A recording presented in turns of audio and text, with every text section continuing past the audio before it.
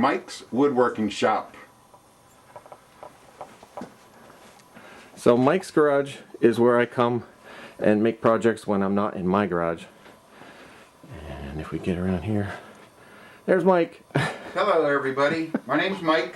Welcome to a quick tour of my shop, and then we also want to introduce a new project that we put together last weekend with the help of Joe. So here it is, two-car garage, multi-function, as you can see by all the junk and debris and stuff that's in here. It houses everything from personal stuff from the house, Christmas ornaments, bikes, golf clubs, and as you see overhead, yes, I am a tournament black bass fisherman. So here's a partial collection of some of the rods that get used. Here's a wall of tackle. Other than that, where should we start? Let's see. A lot of the stuff in here has been repurposed, gifted, and picked up at various locations.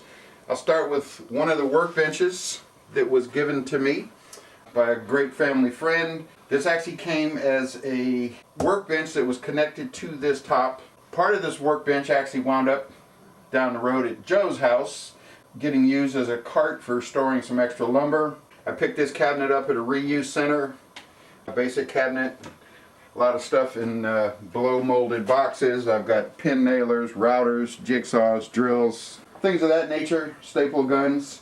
So it's just an area for storage. Yes, this shop may seem clean to you and organized. To me, it's never ending. I'm constantly working. Joe will attest to that.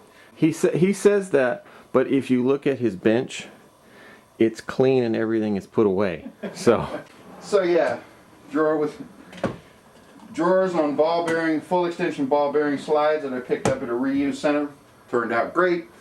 Got to have seating for guests. Got to have seating for myself when I'm tired of standing up. Let's see. We'll start with the center of the shop here. That's currently covered with some of my camera gear. We have a saw stop. This is the original saw stop job site saw. I actually grabbed the idea for the table from Lynn at Darvin Orvar's woodworking YouTube site. Thank you. I've got this built in here. Got some cutoffs, different hardwoods and such. Have some of my jigs, accessories for the table saw, sanding pads, just some miscellaneous stuff. I've got a set of drawers that I made on the back side.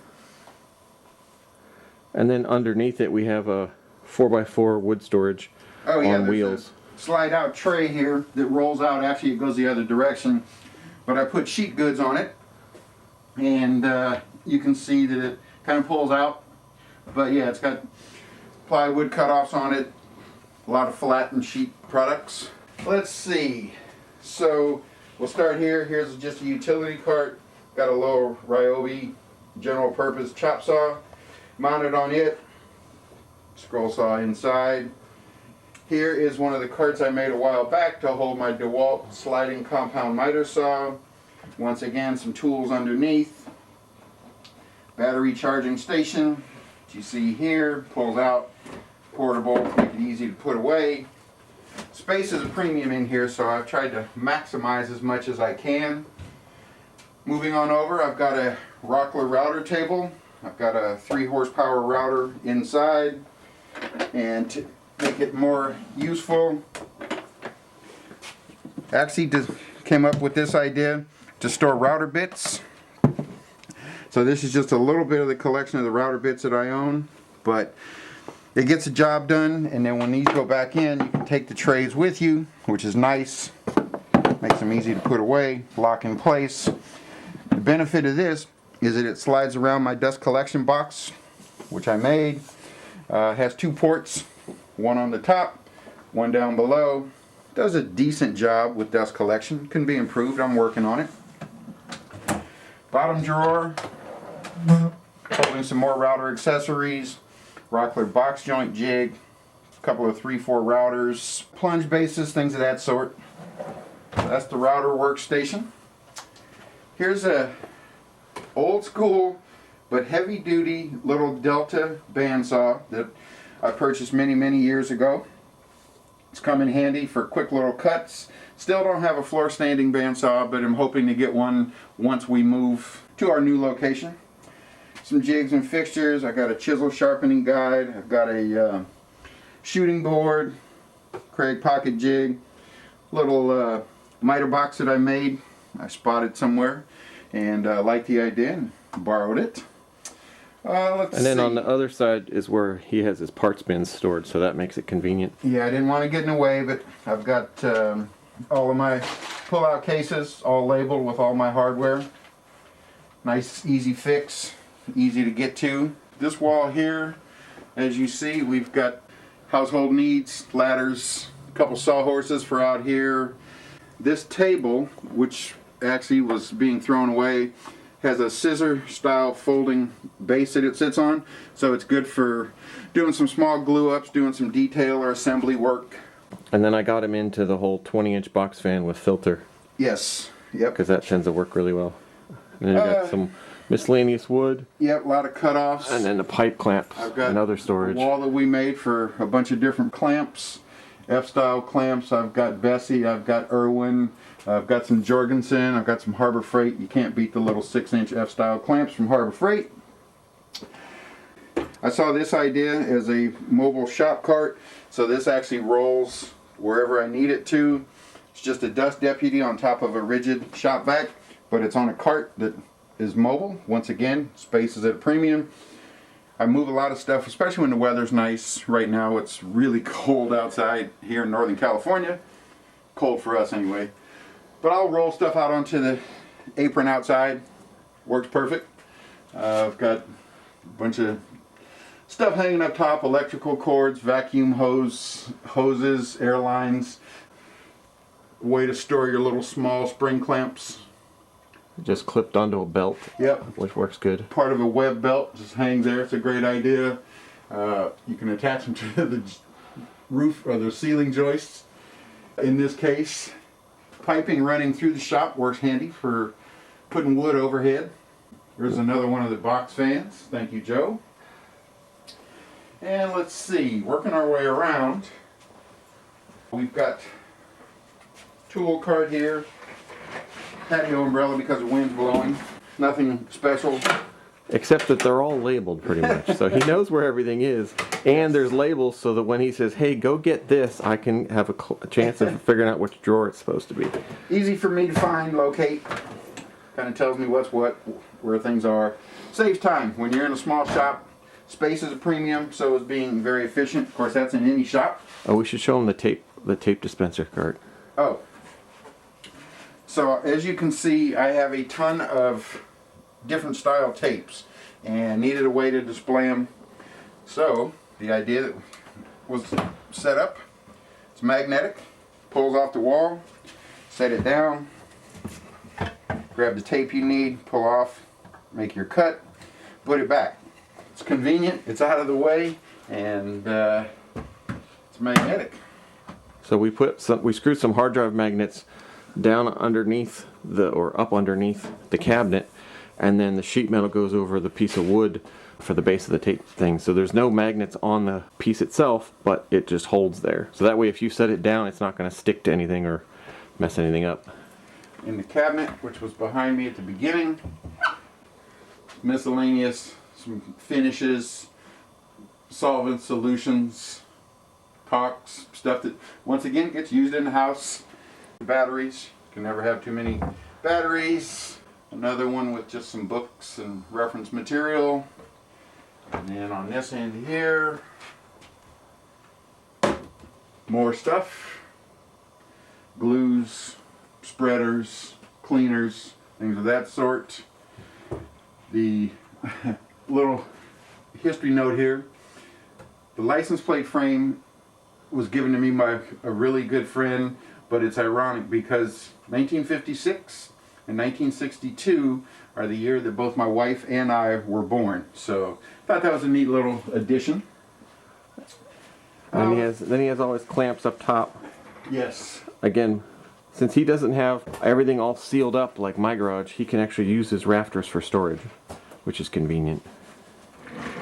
Okay, coming this way. It was a gift to me from Joe, and it was once again repurposed.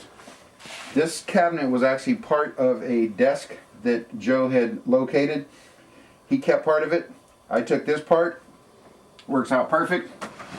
Got my Work Sharp 3000 in here to go ahead and keep things sharp. When I decide to go manual, I've got my hand sharpening stuff in here. I've got sharpening stones. Got some diamond stones, some water stones, a couple of gauges for getting the angles right, some files for sharpening router bits, touching those up when they need to be sharpened, and just a utility drawer, a couple things you need. A little Craftsman drill press. Comes in handy once again for small things when I don't want to go to the big floor standing Delta here. This also was given to me. It belonged to a good family friend's dad, who I worked at his sheet metal shop for years. I love this thing. It's powerful. Put a little cross slide vise on it. And then once again we took some repurposed. These actually were drawers out of the original workbench, which I had given part of to Joe. I took them, modified them, cut them down to size, made a little cabinet holding all my drilling accessories of different sorts, spade bits, drill bits, concrete bits, you name it. Once again, on wheels, headed this direction. From the same person that gifted me the Delta drill press and the workbench, I also have an older Delta 16-inch motorized bandsaw. So far it works great. Had to spend a bit of time getting it tuned up, cleaned up, and it was packed with dust. Changed the tires on it. Works fine. Gets the job done. Here is flip cart number 1. This has the rigid oscillating sander on the bottom, along with accessories, belts, a couple small sanders, strip sander up top, a little Delta, small 4 and 6 inch disc and belt sander. Once again, it's nice. I can take this, roll it out onto the patio or onto the apron, fertilize the yard. The timeline was I built my big flip-top bench, then I talked him into making that flip-top bench, then I made my smaller flip-top bench, and then we made this flip-top bench. Yes, and what I'll do now is we're going to go ahead and pull this out so that you can see this in motion. Get this out into an open space. This actually has a 6-inch Porter cable joiner on top. Down below I've got a DeWalt DW735 planer, and as long as I can maneuver this corner, which is really not that tough, I'll make this turn and we'll put this in action for you. So the one thing different about this than my first cart, and similar to my second cart, is we have again the 4 pins that hold the sides drilled through, and similar to my second cart we used a solid pin or solid bar going through washers and cotter pins and such to put it together, but it ends up being very sturdy, very solid, and works great for spinning. So here's the new one. So this one we put together last weekend, utilizing some leftover scraps of plywood and different bits and bobs that I had here in the shop. Like I said, on top I've got a 6-inch Porter cable short bed joiner. For now, it gets the job done. Got a lot of real estate on the back of this currently in case I decide to put anything else up here. Something small, be it a scroll saw, a little strip sander, so there is room back here. We'll figure out what to do with it. But, like Joe said, so this one is held with 4 pins. And I'm going to go ahead and show you this and what we've done. Just utilizing some of the space down on the bottom, I've got a couple belt sanders, pad sander, miscellaneous. So we get this to move by removing these 4 pins, 1 and 2, and this is balanced fairly well. Haven't actually done any work on it yet in terms of planing or joining, but that's coming up. So now we will remove the 4th pin, and as you see, we'll go ahead and lower this. Easy process. Just grab the handle. Pardon the noise. Swing it around. Reinsert the pin. Once you put all 4 pins in, you're back in business. I've got this held up just so it won't clang like it did on the other side. Plus that way it rotates, otherwise it's too wide. And he didn't want to have a 60-inch flip cart in his garage because he wants to have other space. But the cool thing is, the wheels we used are the 3-inch double lock casters from Home Depot. So when you clamp that down, it not only stops the rolling of the wheel, but it stops the rotation as well. So it makes it very sturdy. So the wheels that Joe mentioned, this is what they look like. Home Depot, very reasonable. Not only do they swivel, they also have a lock on them, and the wheels going nowhere. I just picked up a new set of these yesterday because they will be replacing the wheels that are currently on the drill press stand. And then eventually I will have every cart in here with these wheels. They work well, great value, get the job done. Here's the cart. I've been wanting to do this for quite some time. I guess the next upgrade to this animal anyway will be putting in a Helix helical head, but we'll wait and see when we do that. Right now I've got some other things taking place personally, so that... He keeps wanting to do projects in the house to make bathrooms nicer and that sort of thing instead of garage projects. I'm not sure why, but I think it's the wife. You gotta go with the boss. That's always a goal. Exactly. So there you have it. Any questions, comments, critiques, negative, positive, or otherwise, feel free to let me know. I'd love to hear what you guys think of my little heaven, and hope to see you again soon. Take care. See ya. Thanks, YouTube.